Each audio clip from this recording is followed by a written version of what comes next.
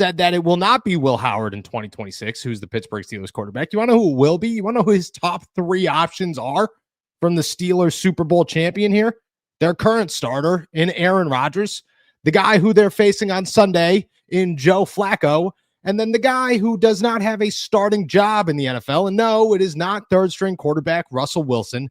It is Kirk Cousins. Where have we gone wrong? That is the question. Of the crazy list that you have in front of you, my friend, who is the most realistic name for the Pittsburgh Steelers? Man, I hate it all. I hate all the options. Shout out.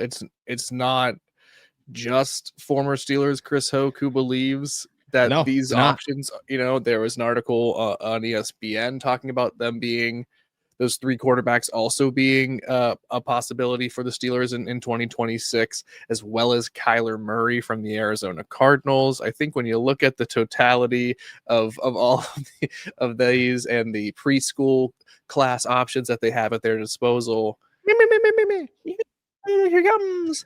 Whoa! I think it feels like Aaron Rodgers is the most realistic, or Joe Flacco. And those are, could we see, this would be the craziest, most, this would be one of those days where, or this would be one of those scenarios where I'd be like, Noah, do we have to cover this if this can come true? But you have to.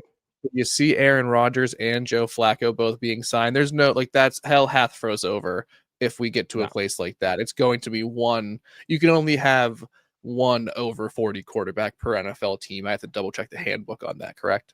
Yeah, I'm pretty positive. I am, unless the Steelers turn it around completely. What is Aaron Rodgers coming back for? You know what I mean? He's got a wide receiver 1 in DK Metcalf, who drops a lot of footballs.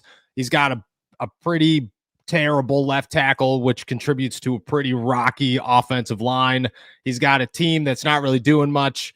They have no wide receiver 2. Their 11 tight ends haven't really panned out to be the tight end group that they want it to be. There's nothing where we sit today that tells me Aaron Rodgers wants to come back to the Pittsburgh Steelers or come back to the NFL at all after this season. It just kind of feels like the smelling salts are there and tough. And all right, I'm going to change my answer. You want to know who my most realistic name on this list is? It's Joe Flacco.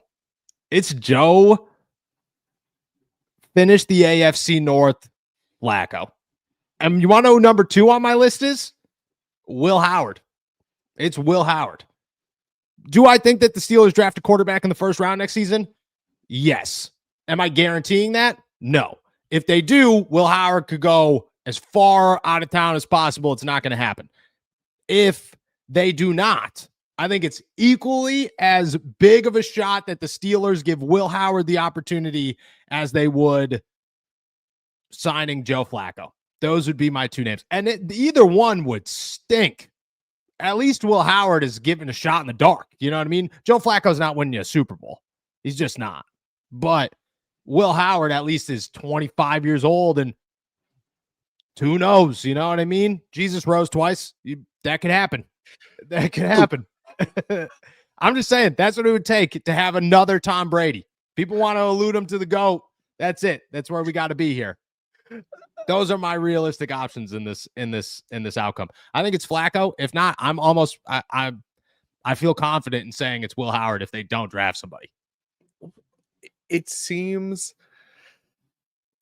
like if the Steelers continue on this trajectory, if they are going to be, a mediocre team as well, the deck is probably stacked in Will Howard's favor, and then that would make sense for a veteran to come in as well, right? Someone has to come in and mentor, maybe pick up the slack, maybe be someone who could start if Will Howard falters and struggles. And I think Joe Flacco is a very, very logical pick in that scenario.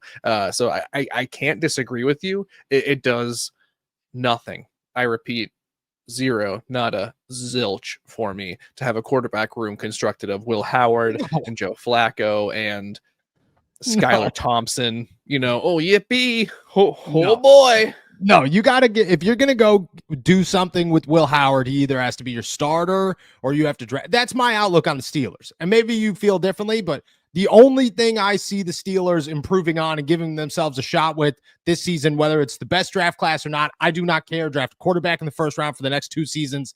I don't care. Is either you start Will Howard or you draft a rookie. Those are my only 2 options if I'm Pittsburgh right now. Those are the only 2 that I deem acceptable. And I have no faith that Will Howard's going to turn into a starter in the NFL. None. I will sit there and hopefully one day he proves me wrong and I will come on the show and a lot of people will tell me that I'm switching it up. That I'm you hated on Will Howard for so long. Yes. I agree. However, I do not have faith in him, but he is the only logical option outside of drafting a quarterback because he's the only one that you don't know if they're going to turn out to be good or not. Everybody else, I could care less.